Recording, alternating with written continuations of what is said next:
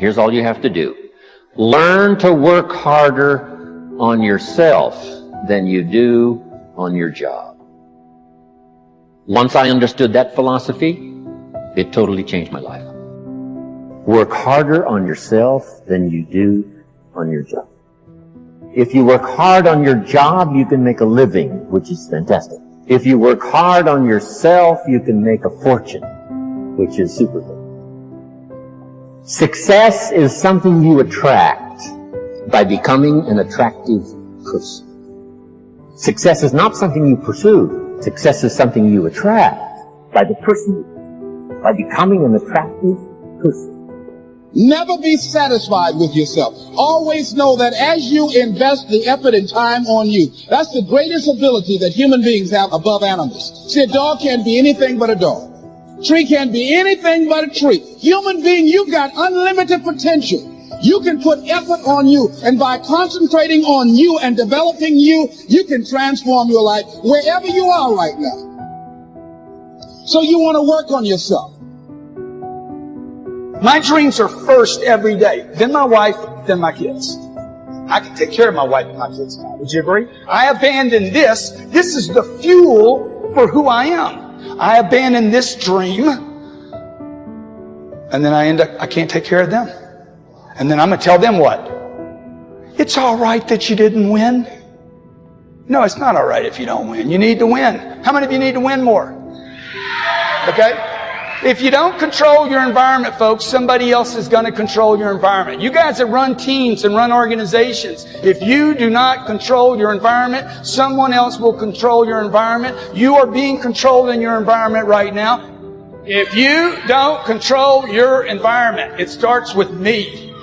When I was 45 years old, I'm like, I'm going to control my environment. I'm going to take every penny I have, all the energy I have, all the resources I have, and I'm going to improve me. If I got to go broke in the process, because I'm already broke. Look, if you're not fulfilled if you're not reaching your full potential every day, you're broke right now. If you find your passion, you're going to have this tremendous energy. It's sustainable energy. But momentum requires you always do the next thing to keep the momentum going. If you believe in what you're doing, that's fuel. It adds more fuel to your fire. You got to keep going. You got to keep pushing through. You got to keep persevering. Because at the end of the day, when you do, and you do, and you do more, you will be amazed at how the universe conspires to help you get to the place that you wanted to get to. So believe in you, block out the shade, and let your sun shine on through. Because it's on you to be you. And the reason you get yourself in a passionate place is so that you change your life, and the only thing that changes your life is making a decision. So while you're in this passionate state, that's where you make decisions. The only way the commitment and the energy and the momentum continues is if you take immediate, massive what, my friend? Massive action is the cure-all. Massive action is the cure-all. That's how you develop yourself. That's how you begin to appreciate what you get. When you're working on a dream, at some point in time, a transition takes place. And the transition is what you are becoming in pursuit of the dream. Because even if you don't get the dream, you become such a strong and powerful person. It will so change your life, you can look at something else and say, well, I think I'll go do this then. Because you have now developed yourself in such confidence and such competence in how to deal in the arena of life that you can move into another area and not miss a beat. Once you begin to discover who you are, then you really realize how you have been given authority and dominion over everything on the face of the earth, including all the dimensions of your life. But you can only do that through the struggle of life. And most people avoid the struggle. Most people go through life avoiding pain. And when you go through life like that, something in you dies. Something in you that you never activate is lying dormant in there, that you never get a chance to call on because you have not challenged yourself.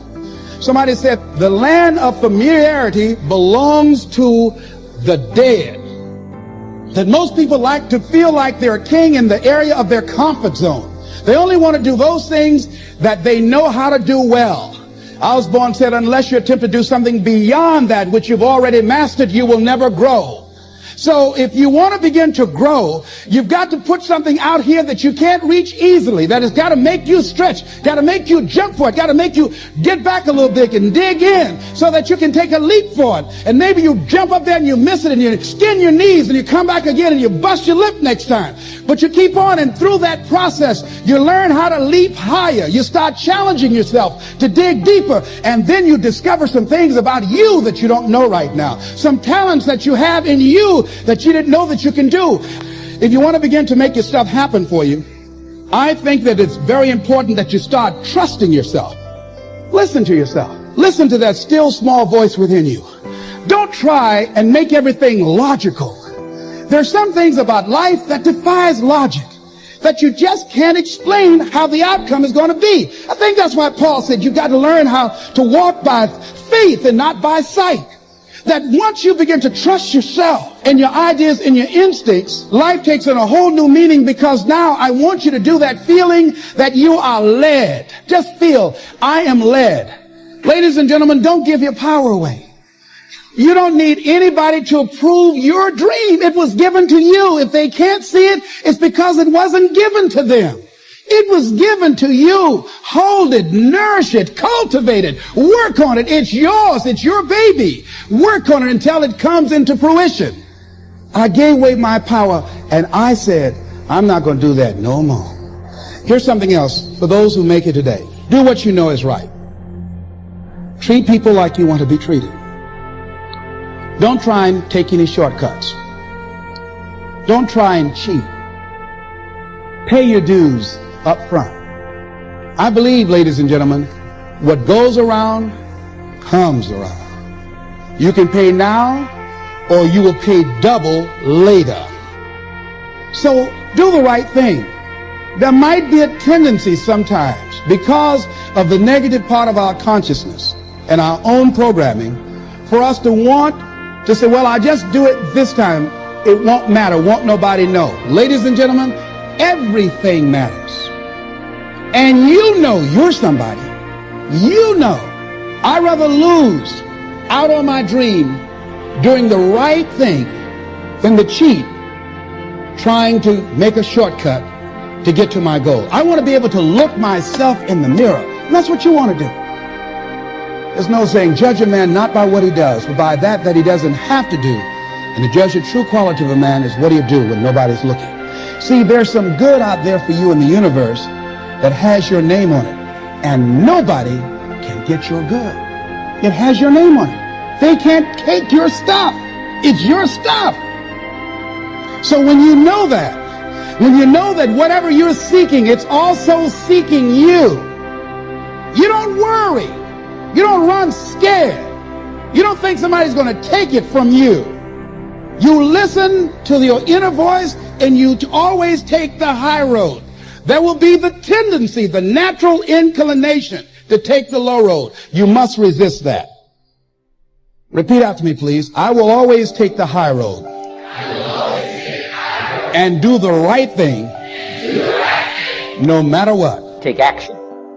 Not hasty if it isn't required. But don't lose much time. Here's the time to act. When the idea is hot and the emotion is strong. That's the time to act. Say, Mr. Rohn, I'd like to have a library like yours. See if you feel strong about that. What you got to do is get the first book and then get the second book.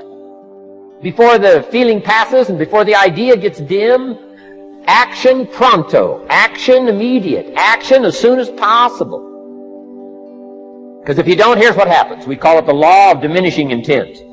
We intend to when the idea strikes us. We intend to when the emotion is high. But now if you don't translate that into action fairly soon, now the intent starts to diminish. And a month from now it's cold. A year from now, can't be found.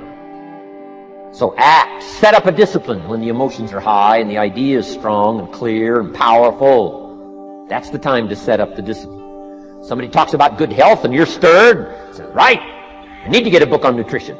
Get the book before the idea passes and before the emotion gets cold. Go for the book. Start the library. Start the process. Fall on the floor. Do some push-ups. Action. Got to take action.